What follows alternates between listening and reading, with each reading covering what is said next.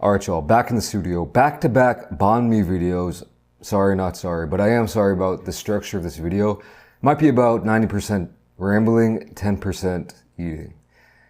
But there's gonna be a lot of exposition for a reason. I hope I gotta explain a lot of things here. Why I'm doing two back-to-back Banh Mi videos, what's a Banh Mi, what is going on, and more importantly, what's so important about this Banh Mi that I have peeking at the corner right here. Should I show it to you while I'm talking? You know, I haven't even looked at it either, so we're gonna wait for the grand reveal. So anyway, as some of you guys know, I just came back from a week-long trip to Ho Chi Minh City, Vietnam, and it was great. You might have seen I did a couple of videos over there. My previous video should have been a Banh Mi video. I was eating the crap out of some Banh Mi's over there. I love some Banh Mi's. The best one I had was probably from Banh Mi 37, that favorite one. Banh Mi 37, you might have seen Mark Williams go there. I think other famous people have gone there as well. Got that on the last day I was there, and it was absolutely delicious. I had probably, I don't know how many, but the one I did on the video was actually probably the worst one I had, but I still devoured it. It was huge though, that was crazy. Anthony Bourdain, rest in peace. If you had to ask me right now, if there's anyone who, like public figure, who shaped you or influenced you and turned you into the person you are today, who would that be? I would say nobody.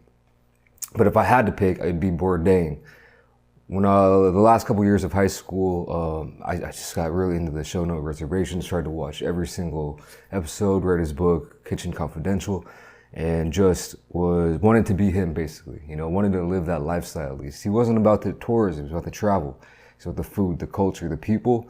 And I just thought that was like, you know what, if there's one thing to do in this world, what's better than that? You know, I've always loved food.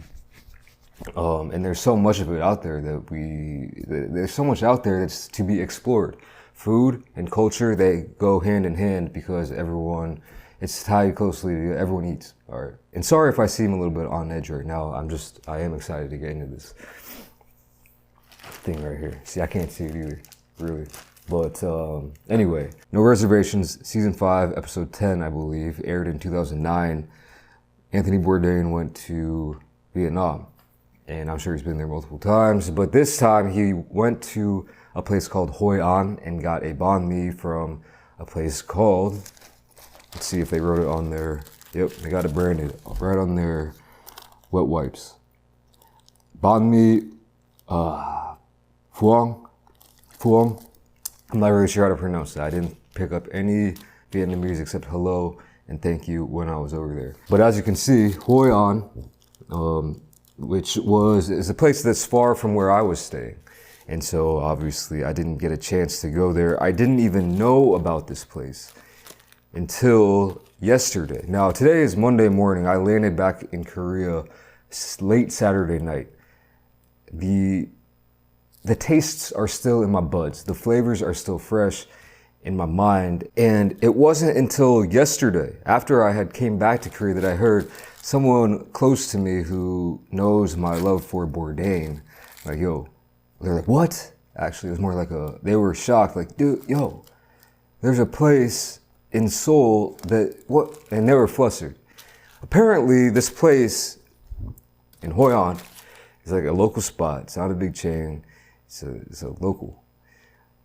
Except there is one other, supposedly, and that one is randomly in Seoul, randomly near my studio. So I was like, what the fook, you know? And I'm like, I gotta get that right ASAP, as soon as possible, and try it out, because supposedly Anthony Bourdain had this. There is a YouTube clip of it. I'll try to put it in the description if I can remember. He ate this, and supposedly it was like his favorite Banh Mi, or like he made that place super popular, and the legends say that it's his favorite Banh Mi, this place. And how it ended up in Seoul is a little bit of a mystery, but again, supposedly, this could be all hearsay, but somebody from Seoul went over there and they convinced the owner of this place, some old lady, I think, to open up a shop in Seoul. And she's not going anywhere else. I'm sure it's a big hassle. But they're probably like, hey, we'll take care of it. People in Seoul will pay a pretty penny for one sandwich that costs like probably $1 or $2 over there. I paid $10 for this basically over here. So that's, and I don't know, they probably just gave her a lot of money. I'm not really sure about that, but you can't find this anywhere except in like Hoi An and Seoul. What am I doing with this? So again, you know, this one, it really does go out to Anthony Bourdain. And I'm gonna be eating something that he had. Not in the exact same location, but it should be the exact same thing. Like I said, I paid a pretty penny for this. But on the packaging, it's, you know, a lot of Korean. It does say handmade though. And it's smelling good. Like I said, the flavors are still fresh in my palate. And also in my last Banh Mi video, the one that I actually did in Vietnam, I was using a GoPro. I think the minimum focal distance is like this much, so you can't really zoom in that well on it. And I was flustered. I was right on the edge in that video as well. Whoa! So hopefully I can get some better visuals and a little deeper dive into this sandwich. So they do have multiple options, but I got the one that Bourdain got. He said, give me one with everything. And that's what I got. One with everything. Which was an option on the menu. Comes clean out the bag. And yes, look at that. There should be an egg. I remember he was really loving the egg. Go watch that clip. All right, so first of all, it looks amazing. And it feels amazing in the hand. Nice little crusty, crispy, crackly feeling bread on the outside. It's smelling incredible. Here's the egg. And you can see some kind of sauce in there. I'm not really sure. I'm not sure about all the dynamics about this sandwich, but we got some type of ham type of substance, maybe a Spam-like meat. We got a cucumber. We appear to have some lettuce, tomato. And underneath we have a good helping of meat. I'm assuming pork. And there should be, well, they were really commenting about the pate, the liver pate in the show, which hopefully it didn't weasel me out of the pate. Maybe that's probably this right here. That's probably this stuff on the top, which is a very common ingredient in a banh mi. I would have loved to eat this in Vietnam. I would have loved to have eaten this with Bourdain himself. What am I talking about? All right. Let's get into it.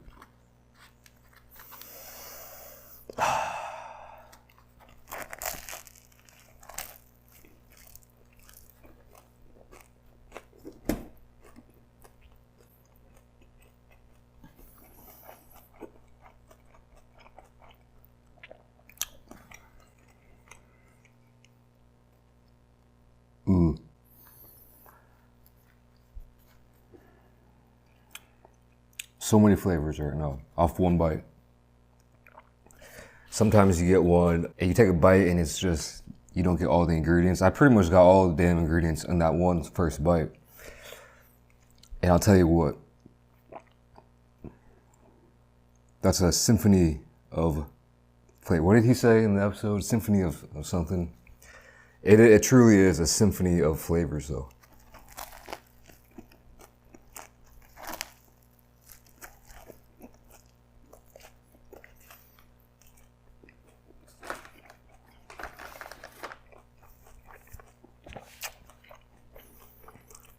I'm tasting,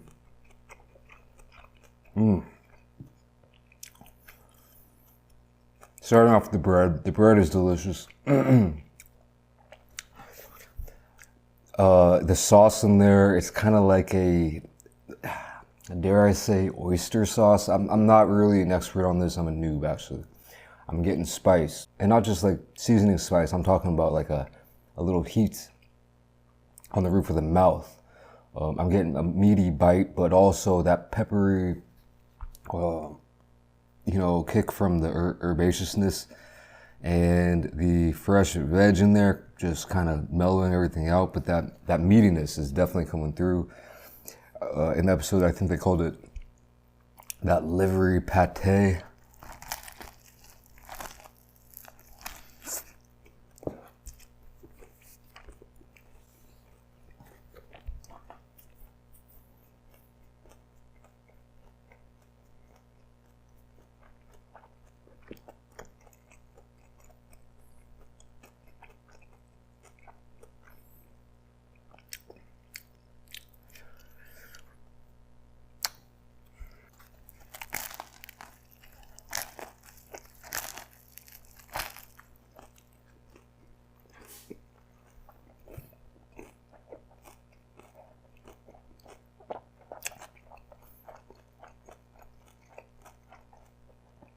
I think that was the first bite with tomato.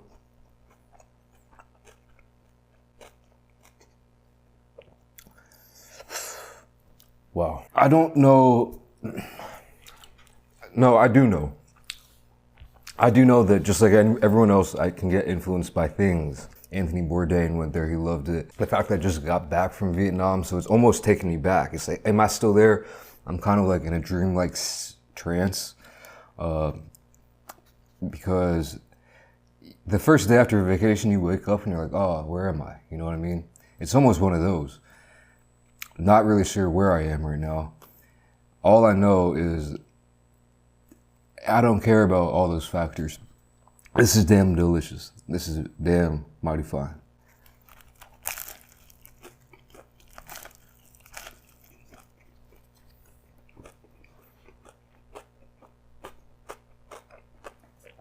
And if you ever find yourself in Hoi An, which I believe, a real small spot, I think it's close to Da Nang,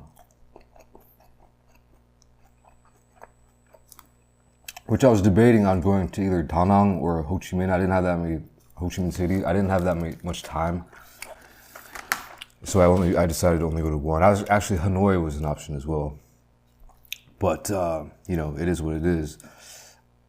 This right here. Like I said, I had quite a few banh mi's, and a couple that were really, really good, but this one, I always get affected by the atmosphere as well. Like a banh mi, waiting in line at the Banh Mi 37, which I'll throw a couple pictures into the video here. A constant line of about 10 people when I went, and their lady grilling the thing. Just that experience added to that flavor as well. So that boosted its flavor. That was mighty fine. Like I said, that's probably my favorite banh mi experience in Vietnam. Is this better? It's different.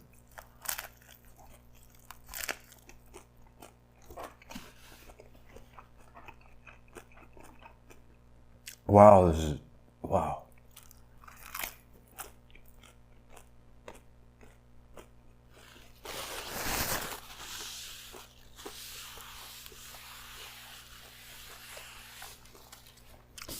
I can't tell you if it is better or not, but I will say that just the fact that it's even a question, it's definitely the same league. I mean, it's different meats, it's a different style. And the fact that I can get this anytime I want now, albeit it is pretty expensive, but still, that makes me happy. So, man, if you ever find yourself in Hoi An or Seoul, try out this banh mi. And I guess that's about all there is to it. I will say, if Anthony Bourdain was looking down on me right now eating this delicious sandwich, he would probably say, what the hell are you doing just sitting in front of a camera eating that? I guess he was doing something similar, but he was actually out in the elements. I'm a lonesome.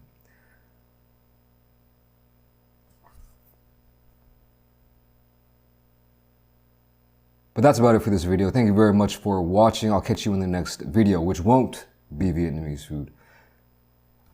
Or will it?